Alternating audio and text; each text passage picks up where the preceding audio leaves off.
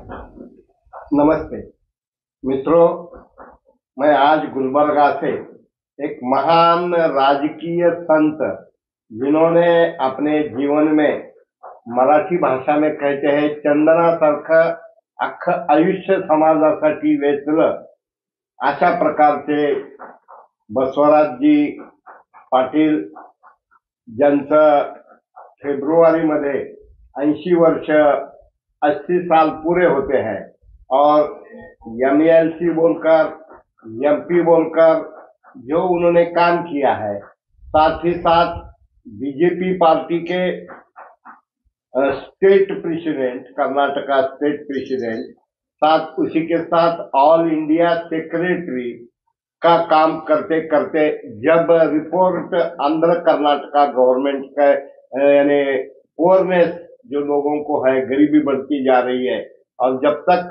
Public involvement नहीं होगी तब तक प्रोग्रेस, रियल प्रोग्रेस नहीं होगा। नहीं तो आजकल अंत यात्रा निकले जब तक आदमी पार्टी और मिनिस्ट्री छोड़ता नहीं, दोस्त दोस्त नहीं रहते, दोस्त दुश्मन बन जाते हैं। और ऐसे सिचुएशन में एक ऋषितुल्य जिनका नाम बसवराज जी है, वो एक भगवान के अवतार, मेरे स्वप्न में उन्हें एक भगवान के अवतार। और भाइयों, आप ये सुनिए, सोचिए और संयम, सबसे अहम बात। बहुत स्टडी रहने के बाद लोग झट से कपड़े बदल के इधर से उधर, उधर से इधर निकल जाते हैं, लेकिन इनका स्थायी भाव ही ऐसा है, मैं मेरे राष्ट्र को प्रथम, मैं समाज और बाद में बचा तो मैं। लेकिन दुर्भाग्य से आज 80-90% पार्टीज और पार्टी के लोग, ये सभी मैं, मेरी फैमिली और मेरा फ्रेंड सर्कल चल रहा है। मैं ये प्रस्तावना थोड़ी दूर क्यों कर रहा हूं कि मेरा भाग्य है बोल के आज हमको उनका समय मिला। अशोक जी टांगसाले, उन्होंने हमको समय लेकर दिया। बहुत ही बिजी, उम्र 80 साल होने पर भी 16 साल के बच्चे के जैसा, जिसको बीपी नहीं है, शुगर नहीं है और बोल्डनेस फर्स्ट के बना है। तो मैं आपको प्रणाम करता हूं। प्रणाम। और हमारे मराठवाड़ा नेता फेसबुक लाइव, यूट्यूब के लिए आप, यानी आपकी जो बिगिनिंग से 44 में आपका जन्म होने के बाद आपका एजुकेशन, फिर राष्ट्रीय समाज सेवक संघ का काम, फिर एमपी, एमएलए, पार्टी वर्क, इसके बारे में इन शॉर्ट, ये इसलिए कि लोगों को समझ में आना चाहिए कि कितना खींचना और कहां तक खींचना। इसलिए मैं आपसे प्रार्थना करूंगा कि आप ये जानकारी लोगों को देना। देखिए, 1944 फरवरी 10 तारीख को मेरा जन्मदिन है।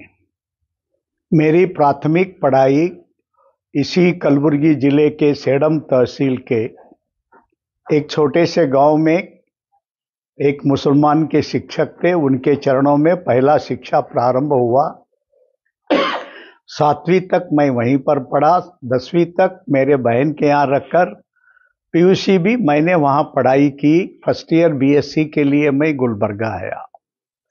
इस बीच मेरा संघ का संबंध, मैं जब 4th क्लास का लड़का था उसी समय से मुझे संघ का संबंध आया है। लगभग समझिए जिस समय मैं लगभग 9-10 साल का बालक था, तो उस समय से जो संघ का संबंध आया, मेरा संबंध बढ़ते गया। जीवन में एक ऐसा करवट आया कि या तो मुझे शादी करना है, तो मैं उस समय शादी नहीं करना चाहता था 1967 में। तब तक संघ के जिम्मेदार कार्यकर्ता के नाते मैं कर्नाटक में यादगीर में काम करता था। तो मैं अचानक अपने माँ बाप को नाराज न करने के कारण मैं घर से अकेला निकल गया।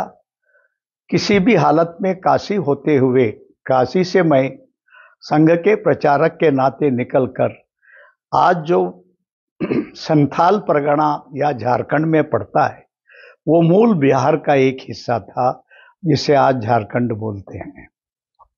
उस ट्राइबल डिस्ट्रिक्ट में जाकर मैं लगभग 6.5 साल संघ के प्रचारक के नाते काम किया। फिर वहां से लौट के आने के बाद जिस समय मेरी पिताजी का स्वर्गवास हुआ, घर वालों के, माता पिता की अपेक्षा था कि आप कुछ भी करो घर में रह के करो। तब मैं यहाँ आके संघ का जवाबदारी लिया, विभाग प्रचार कार्यवाह के नाते काम किया। अखिल भारतीय कार्यकारिणी में 3 बार मैं सदस्य रहा। फिर ये काम करते समय मेरे कई आत्मीय लोग जो संघ के बड़े अधिकारी हैं, वो मुझे 1977 से बार बार ये अपेक्षा करते थे कि आप राजनीति में जाएं। तो मैं कहता था कि मुझ में राजनीति के गुण नहीं है, कृपया कर मुझे मत भेजिए। फिर भी 77 में पूछे, 82 में पूछे, 84 में पूछे, अंत में 88 में भी एक बार पूछे। सभी बार मैंने उसे टालते गया। जब 90 में मैं शिक्षक संघ से, माध्यमिक शिक्षक संघ से एमएलसी बना, उसके बाद सितंबर के महीने में अपने बड़े लोग मुझे फिर कहा कि इतनी बार हम लोगों ने आपकी बात सुनी है, समय का पुकार है, आप अभी राजनीति में जाना अत्यंत आवश्यक है। तब मैं भी समय लिया 5-6 महीने का। बाद में 90 के दिसंबर से एक सक्रिय कार्यकर्ता के नाते राजनीति में भाग लेना शुरू किया। मेरा राजनीतिक जीवन ही कर्नाटक प्रदेश के भारतीय जनता पार्टी के उपाध्यक्ष के नाते शुरू हुआ।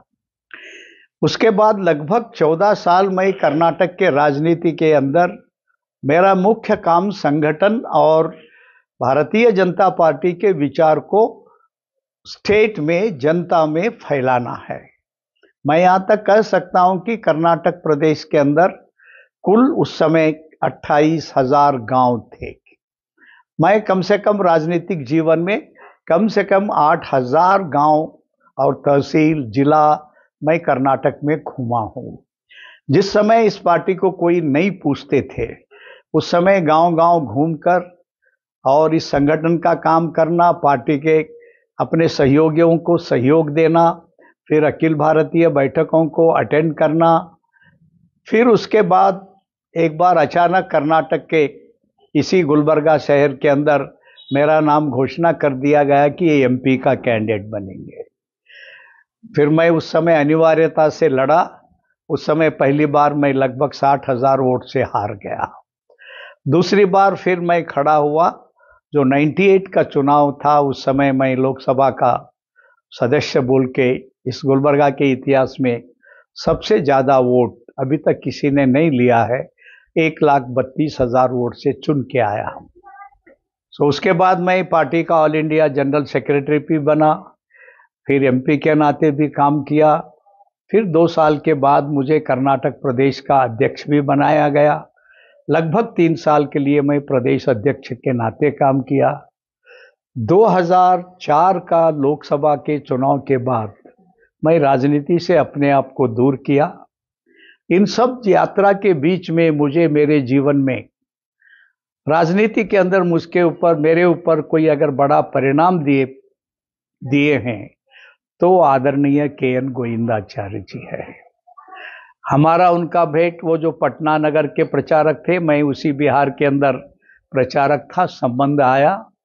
बीच में एक खाई आई थी। फिर बाद में जब मैं आया राजनीति में तो वो मेरे से पहले राजनीति में थे। उस समय से जो संबंध बना है, अभी बना है।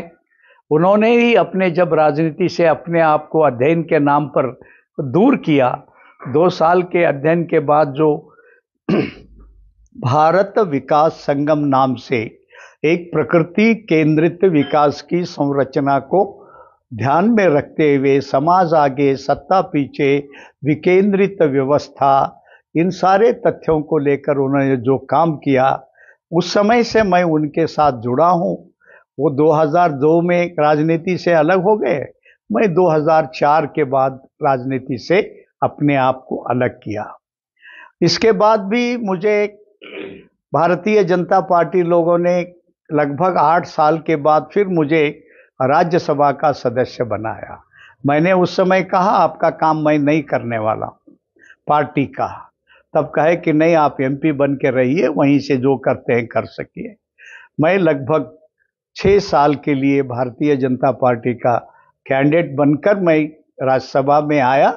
लेकिन मैं पार्टी का कोई काम नहीं किया। लेकिन राज्यसभा के अंदर मैंने जो काम किया है वहां पर रिकॉर्ड में सबको मिलता है। साथ ही साथ उसके बाद मैं कर्नाटक में आया। फिर अभी 4 साल पहले कर्नाटक के मुख्यमंत्री अचानक मुझे बुलाए और उन्होंने कहा कि मुझे तुम्हारे कल्याण कर्नाटक के लिए, जिसको हम हैदराबाद कर्नाटक का हिस्सा मानते हैं, कुछ करना है हमको, तो तुम क्या करते करो, मैं इतना पैसा आपको दूंगा सरकार से। तो मैं स्वयं अपनी संस्था के नाम से लेने के बदले सरकार का ही एक सोसाइटी बनी, जो कल्याण कर्नाटक मानव संपन्न मूल कृषि और सांस्कृतिक संघ के नाते उस नाम से लगभग 3 साल के अंदर 300 करोड़ का काम इस प्रदेश में हुआ। लेकिन इससे पहले भी मैं अपने आप में इस काम में जुटा हुआ था। एक तो मेरा मन का सबसे बड़ा काम है समाज में परिवर्तन लाने के लिए शिक्षा का क्षेत्र है। तो आज शिक्षा के क्षेत्र में अपनी संस्था में लगभग 8,000 बच्चे पढ़ते हैं। अलग अलग प्रकार के लगभग 36 प्रकल्प है और उसके नाते से एक अपनी साख इस पूरे प्रदेश में है। और साथ ही साथ इस प्रदेश को बैकवर्ड नाम से कलंक से हटाने के लिए एक नॉन गवर्नमेंटल, पहले तो हैदराबाद कर्नाटक अभिवृद्धि नाम से था, अभी उसको हम विकास एकेडमी कहते हैं, लगभग 220 करोड़ रुपए का काम हमने किया।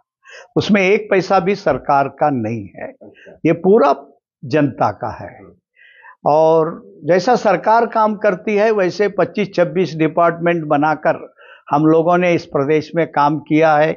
शिक्षा में काम किया है, खेलकूद में काम किया है, प्रकाशन में काम किया है, साहित्य में, संगीत में, कला में और ज्ञान विज्ञान अलग अलग प्रकार की कमियों को पूर्ति करने में, किसानों में, ऐसा क्षेत्र हमने नहीं छोड़ा जैसा सरकार काम करती है हम किए हैं।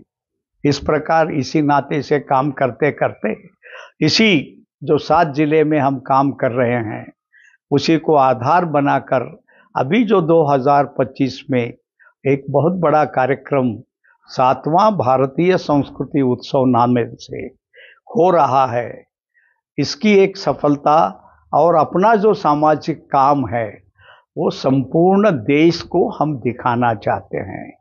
एक काम है 15 गांव के समृद्धि के लिए हम लगभग 4 साल से काम कर रहे हैं और जब 25 में प्रोग्राम आएगा लोग वो 15 गांव देखेंगे तो उनको लगेगा कि भाई ये लोग इतना काम 15 गांव में किए हैं तो क्या हम अपने एक गांव में नहीं कर सकते हैं क्या। वैसा ही भारत विकास संगम जिला विकास का सोचता है। हम तो एकदम कर्नाटक के पिछड़े हुए जिले को अपने हाथ में लेकर 7 साल में एक ऐसा बड़ा छलांग मारा है। अगर ये 7 जिले में इतने काम कर सकते हैं तो क्या हम अपने एक जिले के लिए काम नहीं कर सकते हैं।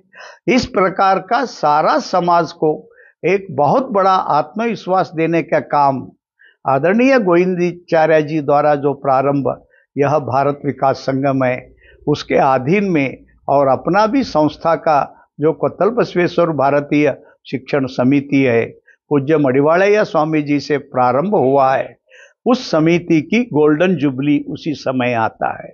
इस दोनों को समावेश कर हम उसकी तैयारी कर रहे हैं। लगभग 240 एकड़ में ये कार्यक्रम चलेगा और मेरे हिसाब से 30 से 35 लाख लोग इस 9 दिन के कार्यक्रम में आएंगे और मेरी कल्पना है कि इसका डायमेंशन इतना बड़ा होगा कि कम से कम देश के 80 से 100 करोड़ लोगों पर परिणाम देने वाले बड़े बड़े लोग इस कार्यक्रम के अंदर आकर जाएंगे। और कोई भी आदमी अपना ज्ञान सामाजिक का तड़पन रखने वाला है, अगर वो आकर 9 दिन इस कार्यक्रम में रहेगा तो जिंदगी में 10 साल में तप करके वो जितना ज्ञान पा सकता है उतना ज्ञान वो 9 दिन में ही एक जिज्ञासु व्यक्ति यहाँ पर कर सकता है, पा सकता है। उसके लिए हमने थोड़ी सुविधा भी दी है ताकि अच्छे काम करने वालों का आत्मविश्वास बढ़े और यह काम 100 गुना, 10 गुना, 20 गुना तेज गति से ही बढ़ेगा, तभी लोगों को अच्छाई के प्रति भरोसा उठेगा, बढ़ेगा। उस नाते से हम काम कर रहे हैं। अभी 15 गांव जो है, तो हमें अगर जाना हो तो कौन से 15 गांव है और क्या क्या वहाँ इम्प्रूवमेंट डेवलपमेंट हुआ है? हाँ, 15 गांव के अंदर जो सरकारी के कुछ स्कीम होते हैं 18, जिसमें नॉन कंट्रोवर्शियल स्कीम होते हैं, पेंशन है, रोजगार संबंधित है, मेडिकल फैसिलिटीज है, महिलाओं के लिए हैं, ऐसे सारे स्कीम को पूरे 15 गांव में 100% पहुंचाने का अपना काम चल रहा है। दूसरा, उस गांव के सभी बच्चों को अच्छे संस्कार मिले, इस नाते से लगभग 2 साल से सभी गांव के अंदर एक संस्कार केंद्र हम चलाते हैं। फिर अच्छी खेती हो, देशी का गोपालन हो, उसकी संख्या बढ़े, उसके बारे में किसानों के साथ हम साथ देते हैं। कुछ रोजगार के काम को भी प्रोत्साहित करते हैं। फिर धर्म के भी कुछ कार्यक्रम होते हैं। हर गांव का अपना एक मंदिर होता है, अपनी एक श्रद्धा होती है, तो हर गांव में उस गांव का इतिहास का एक बहुत बड़ा बोर्ड लगा के रखते हैं, हमारे गांव का ये श्रद्धा का केंद्र है और हमारे गांव में इतनी जनसंख्या है, इतने सब अलग अलग प्रकार की संपत्ति है। इस प्रकार अपनापन का जागृत करते हुए करने का काम कर रहे हैं। और इन्हीं 15 गांवों के अंदर अपना कार्यक्रम होने जा रहा है 2025 में, और वो गांव आधा किलोमीटर दूर पर भी मिलेगा, 4 किलोमीटर पर भी मिलेगा, अधिक से अधिक 10 किलोमीटर दूर मिलेगा। कोई भी आएगा तो वो जाके उसको देख सकेगा। 35 लाख लोगों का आने का, रहने का, ट्रांसपोर्टेशन का किस प्रकार का प्रबंध किया गया है? ये 2 केंद्र है इसके लिए, एक गुलबर्गा है और दूसरा सेडम है। ये दोनों केंद्रों में ठहरने की प्रबंध रहती है। दोनों जगह मिलाकर लगभग हम लोग और ऑन स्पॉट ये आने वाले अतिथि ये सब मिलाए तो लगभग 14,000 लोगों को ठहरने की व्यवस्था हमारे पास रहता है। लॉन्ग टर्म ठहरने वालों की संख्या बहुत कम होती है। जो वॉलंटियर्स होते हैं वो लॉन्ग टर्म ठहरते हैं। फिर जो पूरे 9 दिन रहना बोल के 1,000-2,000 लोग आते हैं वो लॉन्ग टर्म ठहरते हैं। लगभग 80% लोग ऐसे होते हैं कि जो 1 दिन या 2 दिन रह के चले जाते हैं। बाकी कुछ लोग 2 दिन के लिए आते हैं, अलग अलग 3 दिन रहते हैं। तो उस प्रकार की व्यवस्था पिछले 2-3 कार्यक्रम हम लोगों ने किया है। सबसे पहले तो 2000 कलबुर्गी कंपू किए थे, उस समय 10 लाख लोग थे। उसके बाद महाराष्ट्र के आपके कन्हैरी कोल्हापुर में आप गए क्या के आए हैं, वहां पर 16 लाख लोग आए थे 7 दिन में। उसके बाद 2018 में बीजापुर में हुआ, वहां पर 23 लाख लोग 7 दिन में उपस्थित थे। तो उसी के आधार पर हमको एक ग्रिप है कितनी व्यवस्था करनी पड़ती है। बस दिल्ली आके जाने वालों के लिए एक फ्लोटिंग व्यवस्था जरूरत पड़ती है। उस समय गुलबर्गा और सेडम से लगातार बसेस चलते हैं। कार्यक्रम के स्थान से सवेरे शुरू होगा तो रात को 10-11 बजे तक चलते रहेगा। रोड्स का वगैरह हाँ, सब ठीक रहेगा। तो अभी हम 15 गांव में यानी जो गाय गोवंश का जो प्रचार प्रसार कर रहे हैं उसमें संकरित है या गावरान या अपने हिंदुस्तान जात के गाय है? देसी गाय के लिए ही हम एनकरेज करते हैं। अच्छा। और लगभग समझिए कि एक लगभग अभी हमारा प्रयास से उस एरिया के 15 गांव के अंदर एक 200-300 देसी गाय की संख्या बढ़ गई है। अच्छा। और पालन करने वालों की संख्या बढ़ गई है।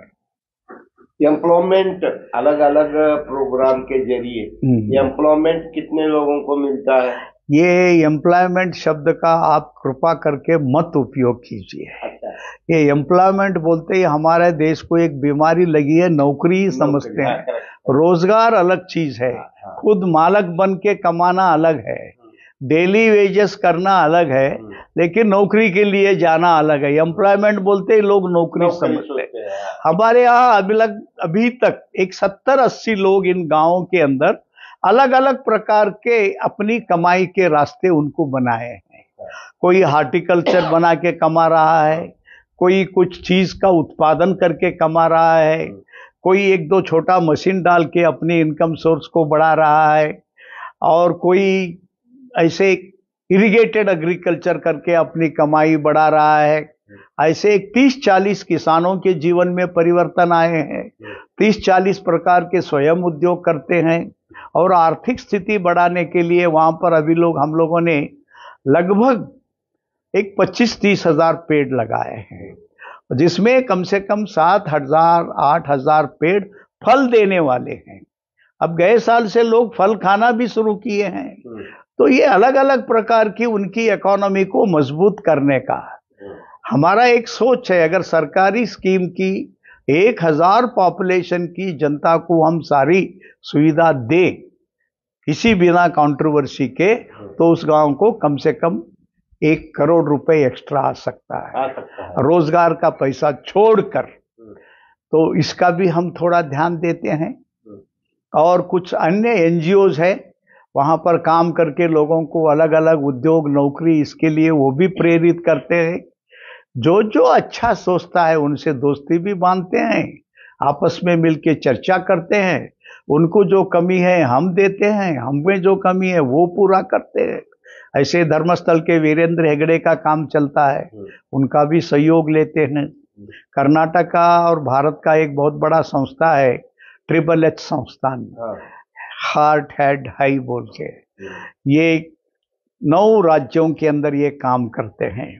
लगभग युवा युवतियों को जो ड्रॉप आउट्स होते हैं 6-6 महीने का कोर्स सिखाकर उनको बहुत पावरफुल वर्केबल बनाते हैं। ऐसे कम से कम 30-40 उनके शिविर को हम लोग अपने एरिया में कराए। तो ऐसे अलग अलग एक्टिविटीज होते हैं जिसके द्वारा अवेयरनेस के कार्यक्रम के लिए तो बहुत कार्यक्रम चलते हैं, विद्यार्थियों के लिए, किसानों के लिए, महिलाओं के लिए।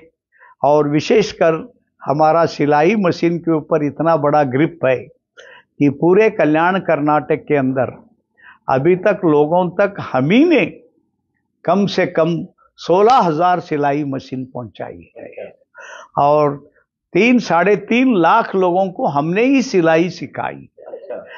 तो फिर उसके साथ साथ अलग अलग रोजगार के जो छोटे छोटे कला होती है उसको भी महिलाओं को सिखाने की कोशिश की है। अब ये सब करते समय एग्रीकल्चर यानी प्रगति के लिए और सेंद्रीय खेती के लिए कुछ आपने प्रकल्प किए हैं? हाँ, ये हमारा क्या है, देसी खेती को हम एनकरेज करते हैं। जैसे देसी खाद के लिए गोपाल सुतारिया जी है, उनको अभी तक इस प्रदेश में वो 4 बार आके गए हैं, जिसको गो कृपा हम कहते हैं। एक बार के सभा में 2,000 लोग थे, एक बार 1,500 लोग थे, एक बार चुने हुए किसान 400 लोगों की बैठक उसकी कराई, एक बार दूसरी जगह पर उनका कार्यक्रम कराया। वैसा ही एक देसी खेती करने वाले, सेंद्रीय खेती करने वाले यल नारायण रेड्डी बोल के थे, जो अभी केवल 2 साल पहले उनका स्वर्गवास हो गया है। और उनका नाम बहुत बड़ा है कर्नाटक में और देश में, जो दुनिया के 28 देश घूमे हैं और उनकी पढ़ाई 7वीं तक ही रहा है, और पूरा इस खेती के लिए उन्होंने समर्पण किया। उनके कम से कम हमारे 7 जिले के अंदर 600 प्रोग्राम हमने किया है।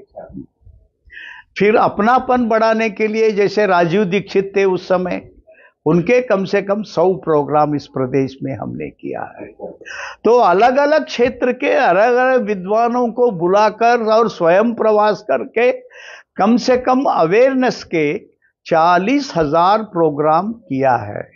और लोगों की क्षमता बढ़ाने के लिए तो ट्रेनिंग क्या हम बोलते हैं, 1 दिन का, 2 दिन का, 10 दिन का, 40 दिन का, 21 दिन का, 21 दिन का, कम से कम 2,500 शिविर हम गत 10-12 साल के अंदर किए हैं। हमारे तरफ महाराष्ट्र में बहुत बड़े पैमाने पर किसान महंगाई, उत्पादकता कम होने की वजह से कर्जा वापसी नहीं देने की वजह से सुसाइड करते हैं, आत्महत्या करते हैं, तो उसका प्रमाण अपनी एरिया में कैसा है?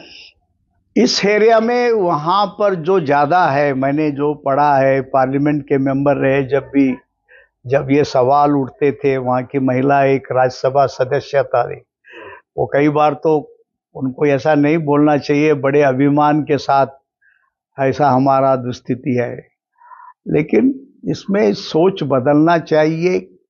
मेरा मन की बात यह है कि भगवान ने हर मिट्टी के अंदर, हर प्रदेश के अंदर कुछ गुण दिए हैं। किसी का पेट 15 इंच पानी में ही आराम से भर सकता है, किसी को 100 इंच की पानी की ज़रूरत पड़ती है, किसी को 30-40 इंच की पानी की ज़रूरत पड़ती है। अब हुआ क्या है, कई बार किसान लोग जुआ खेलने लगे, एक दूसरे को देखकर पैसे कमाने के लिए खेती कर रहे हैं। अपने को अच्छा खाना खाना है, अपने बच्चों को अच्छा अन्न देना है, ये निकल गया है। तो जब जुआ खेलता है आदमी, तो एक न एक दिन दिवाला उड़ना पड़ता है। तो किसान की मानसिकता बदलना होगा और उसको ये भी मालूम करना होगा कि पहले खुद को और अपने बच्चों को, अपने गांव वालों को अच्छा खाना मिले, नहीं तो इनका अच्छा सब ले जाकर शहर वालों को देते हैं, सड़ा हुआ चीज ये खाते हैं। तो सड़ा हुआ चीज खाकर अच्छा तेज बच्चा कैसा निर्माण होगा? ये तो गांव के किसानों का, लोगों का सोच में बहुत बड़ा परिवर्तन लाना आवश्यक है। और ये मार्केट नाम का नशा से जब तक गांव वाले बाहर नहीं आएंगे, पैसे के नशा से बाहर नहीं आएंगे, अरे तुम अपना खेत में अच्छा 1 एकड़ के अंदर घर का सारा चीज बना लो, 10-20 चीज बाहर जो। अब क्या होता है, नन्हे नौ बाहर से लाते हैं, ये घर में होता है। ऐसा नहीं चलेगा, पूरा किसान को अपनी मानसिकता बदलना होगा। मैं कनेरी मठ में लखपति खेती देखा, वहां पर एक ही एकड़ में अलग अलग है, लेकिन ये हमारे किसानों को शुगर केन लगाओ या कुछ भी फ्रूट्स के आम लगाओ और आराम करो, ये बढ़ते जा रहा है। इसके बारे में आपका क्या कहना है? ये देखिए, शुगर केन भारत सरकार को विदेशी पैसे की जरूरत है। हमारे यहाँ शुगर आवश्यकता से ज्यादा हो रहा है, अब वो भी खरीदने वाले दुनिया में नहीं है, ऐसी स्थिति निर्माण हुआ है।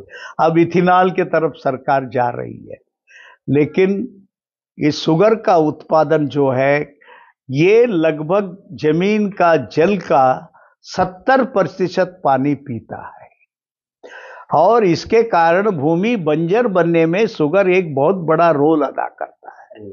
जब तक शुगर आवश्यकता से ज्यादा का उत्पन्न नहीं होना चाहिए। दूसरा, दुनिया के अंदर एग्रीकल्चर के लिए सबसे 36% बेस्ट लैंड केवल इंडिया का है।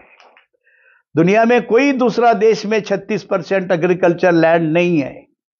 तो इस भूमि को बनाए रखना, वैरायटीज ऑफ, जिसको समग्र कृषि बोलते हैं, बहु कृषि जिसको बोलते हैं, पशुपालन भी हो, खेती भी हो, शॉर्ट टर्म हो, लॉन्ग टर्म हो और अनेक फसल हो, अगर ये खेती करेगा तो कोई किसान नहीं मरेगा, मैं ये गारंटी दे सकता हूं।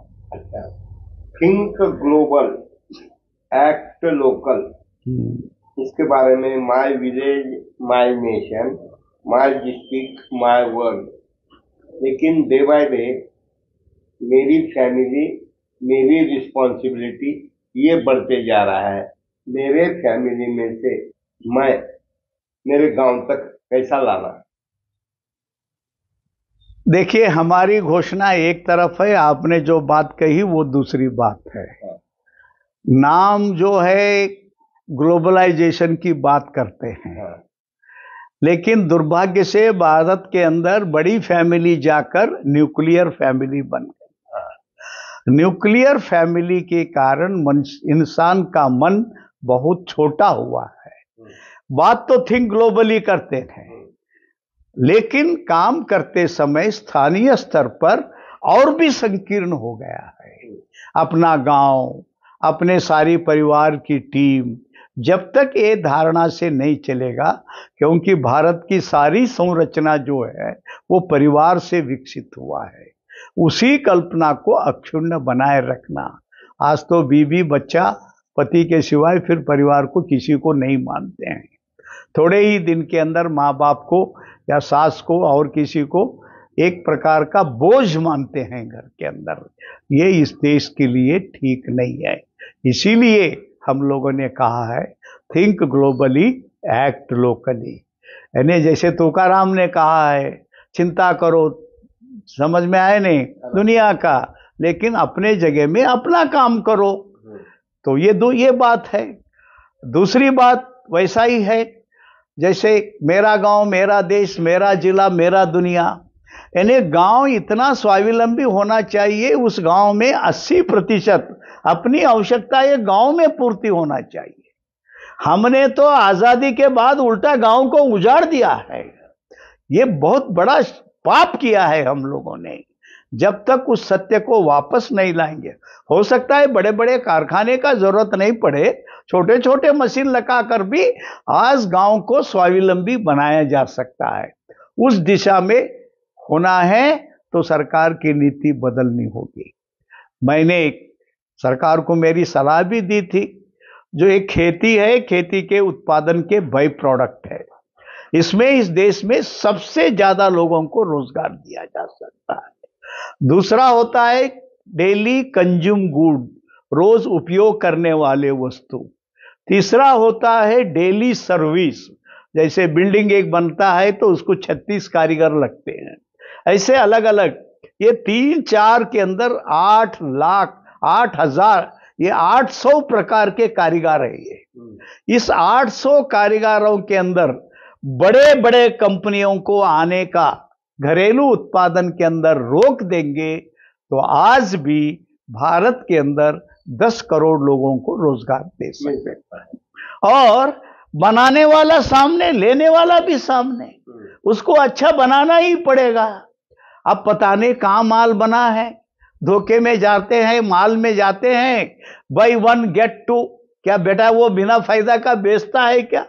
अनाज खरीदने जाते हैं, कपड़ा खरीद के लाते हैं दिवाली के अंदर।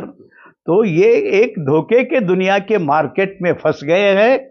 इस मार्केट से देश जब तक नहीं निकलेगा, इंसान अपने स्वार्थ के लिए माँ बाप, परिवार, देश, किसी के साथ भी गद्दारी करने के लिए तैयार है।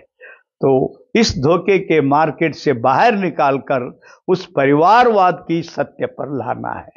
जैसे गांव के बारे में है, वैसा ही मेरा जिला मेरा दुनिया, ये भी उतना ही सत्य है कि जिले भी स्वावलंबी बने, परावलंबी न बने।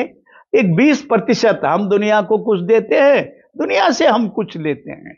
अब समझो गांव वाला मोबाइल फोन तो नहीं बना सकता है, वो बाहर से खरीदे, अपना गांव का कुछ चीज बाहर दे। कार नहीं बना सकता है, वो अपना पैसे से कार खरीद ले। लेकिन बाकी सब छोटे छोटे धंधों में भारत सरकार को एक नीति बनानी होगी। जिन चीजों को घरेलू उत्पादन में होगा, उनका भविष्य में हम नया कोई कंपनी को परमिशन नहीं देंगे, बड़ा इंडस्ट्री को। और जो इंडस्ट्री है 5 साल के बाद उनको बंद करने की सूचना दे देंगे, या उनका प्रोडक्शन को ज्यादा बढ़ाने की अनुमति नहीं देंगे। ऐसा कठोर नीति जब तक भारत नहीं अपनाएगी, भारत में बेरोजगार की समस्या बढ़ेगी। और जब आदमी बेरोजगार होता है तो वो घर के लिए भी संकट बनता है, देश के लिए भी संकट बनता है। भारत के अंदर human resource is the biggest resource. कम जमीन है, ज्यादा लोग है। तो इस इंसान को काम दिए बिना नए नए टेक्निक लाकर आदमी को कामचोर बनाना इस देश के हित में नहीं होगा।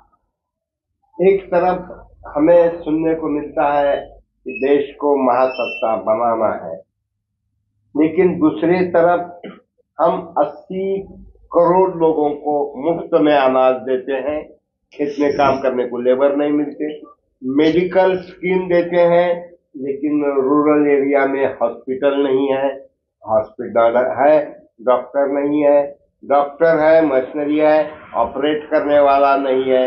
एजुकेशन सिस्टम दिन ब दिन कुछ कामी बनती जा रही है। तो देश महासत्ता बनाने के लिए आपको क्या करना चाहिए, ऐसा लगता है? देश को महासत्ता बनाने के लिए इंसान के माइंड को बचपन से इलाज करना होगा। आज जो देश को एक महान सत्ता की जो बड़े बड़े बात करते हैं, मैं वो पार्टी ये पार्टी का नाम नहीं लेता हूँ, समझ में आए नहीं, लेकिन इनके अंदर का जाके चरित्र को देखेंगे तो इनकी स्वयं की जिंदगी ही पाप में फलता है। तो पाप के पैसे में ये स्वयं जीते हैं, तो इसको कैसे महासत्ता ये बना सकते हैं? तो ये तो मेजर ऑपरेशन चाहिए, मेजर सर्जरी चाहिए। इसके लिए सजग समाज ही एक उत्तर हो सकता है।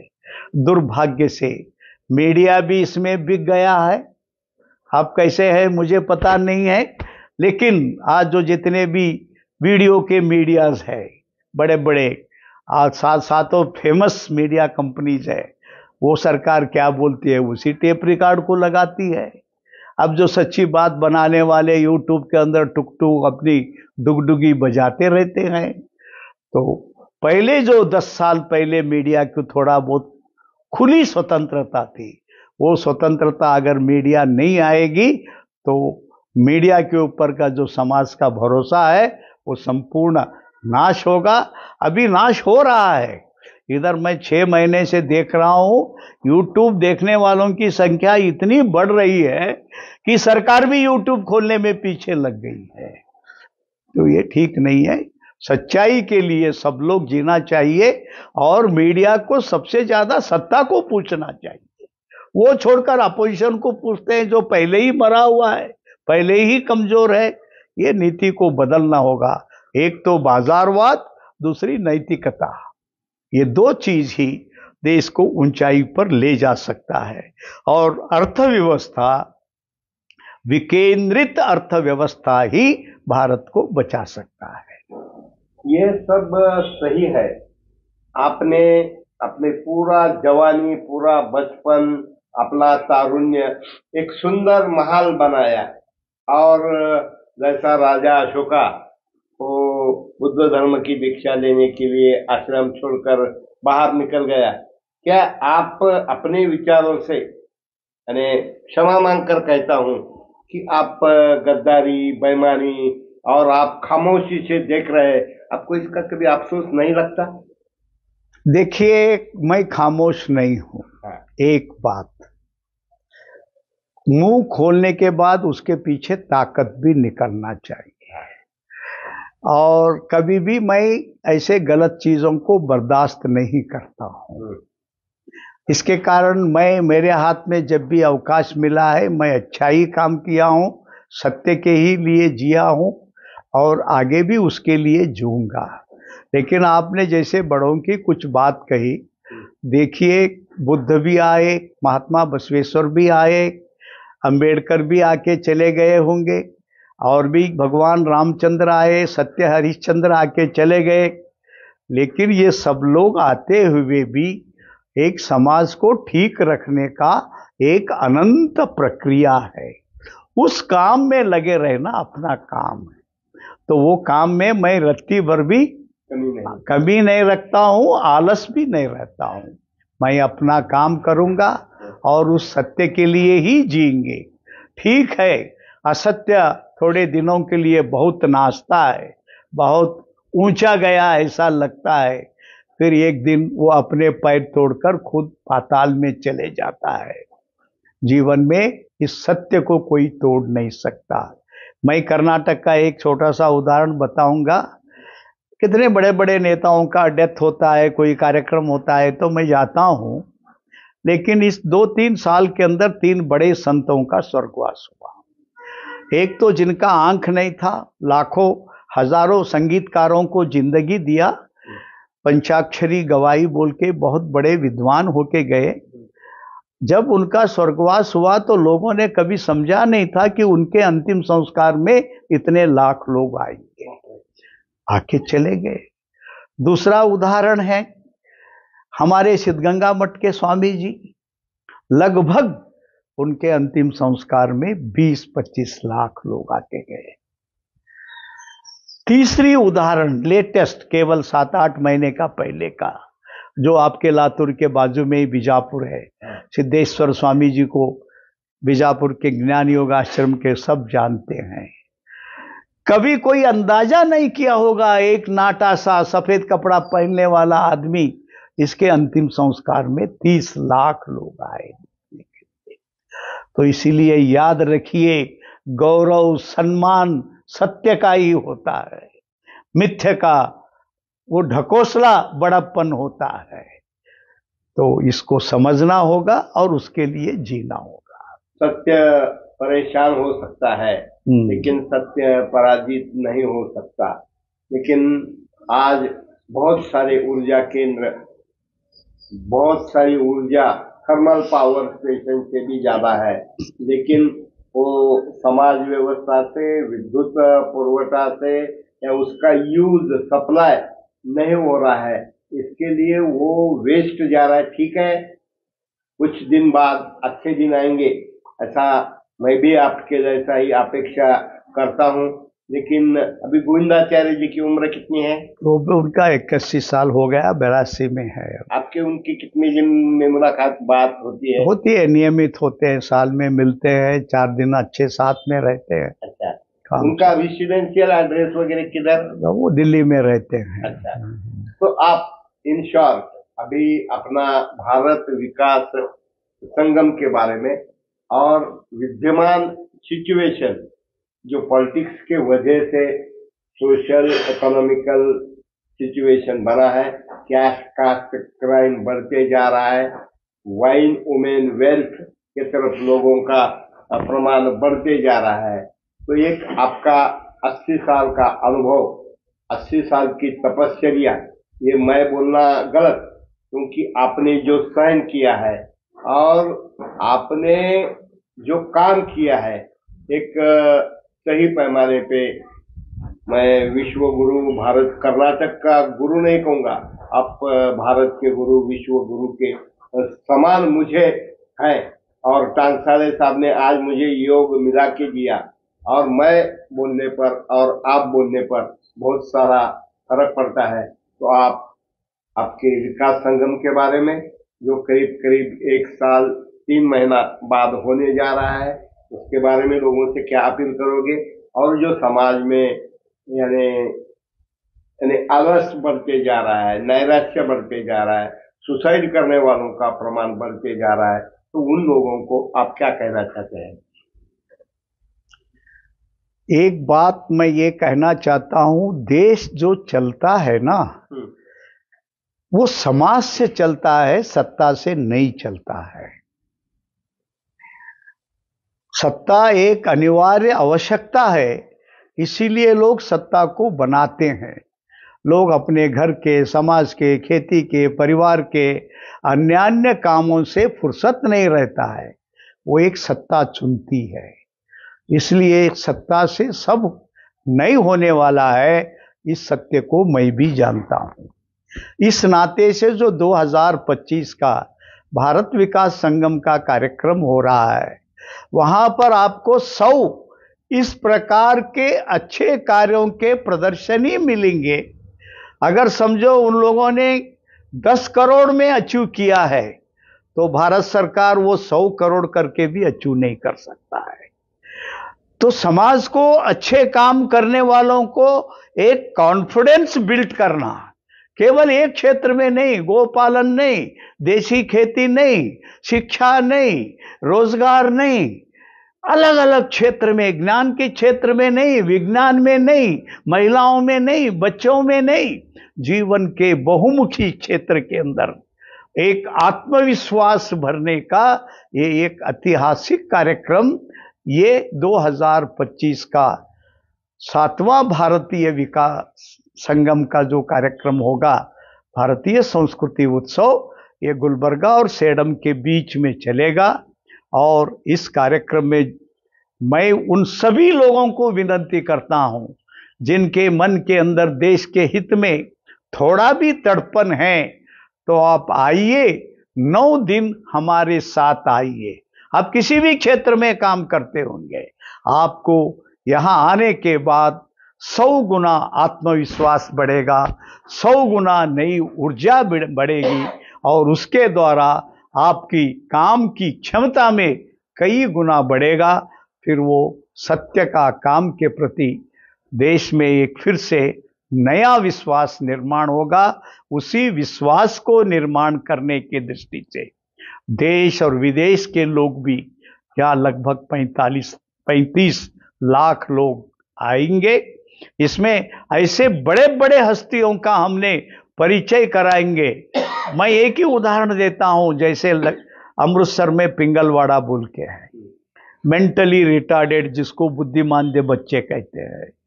ऐसे 2000 लोगों के बीच में वो काम करते हैं। 36 एकड़ के अंदर उनका जमीन है। उनके पास 100 करोड़ 4 साल पहले डिपॉजिट था, लेकिन आज भी भारत सरकार से 1 पैसा नहीं लेते हैं। वैसा ही 2000 लोगों का सेवा भारत सरकार को करो, बोलो कितना बिल बनेगा, कितना खर्च बनेगा, कितना ऑफिसर रहेंगी, कितना व्यवस्था रहेगा। फिर भी अगर आप उनके जगह देखने जाएंगे तो आपकी आंखों से आंसू निकले जाएगा। देश को समाज के बल पर ही बदल जा सकता है। समाज को अपनी विश्वास करना, दुर्भाग्य से अभी जो लोगों ने गलत समझ लिया है, अपनी सारी जिंदगी जो है सरकार के पास गिरवी रखा है, इसको समाज को वापस लेना होगा, तभी इस देश का भविष्य बनेगा। इसी नाते से मैं सभी से विनती करता हूं, आने वाले 2025 के 29 जनवरी से लेकर 6 फरवरी तक हमारे साथ रहिए। आपका आत्मविश्वास और आपकी क्षमता को हम 100 गुना ताकत देंगे और अपने साथ ऐसे ही लोगों को लेके आए। ऐसी प्रार्थना के साथ मेरे बात को समाप्त करता हूं। आपको भी प्रणाम। बहुत बहुत धन्यवाद। आपका बिजी शेड्यूल रहने पर भी अत्यंत विनम्रता, और हम देखते हैं गांव का सरपंच हो गया, एक बार एमएलए बन गया, छोटे मोटे काम किया, तो अपनी ही मस्ती में रह के लोगों को कुचलता है। लेकिन आपका जो as a human being, as a man नहीं, बल्कि आज के समाज में मैं आपको देवता के रूप में देखता हूं। इसीलिए मैं आज भाऊबीज के दिन आपके तरफ मैं ये मांगने आया हूं कि आज देश बुरी तरह से बुरी करवट बदल रहा है, और इस समय आपका ये भारत विकास का जो संगम चल रहा है, ये सही अर्थ में मानवता के कल्याण का संगम बने, ये आपके चरणों में प्रार्थना करता हूं।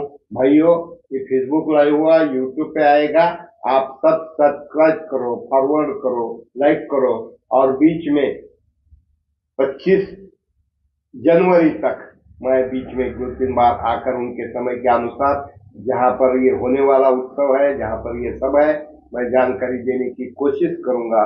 और उसके साथ मैं आपको प्रणाम करता हूं। आपके ऋण में ही मैं रहना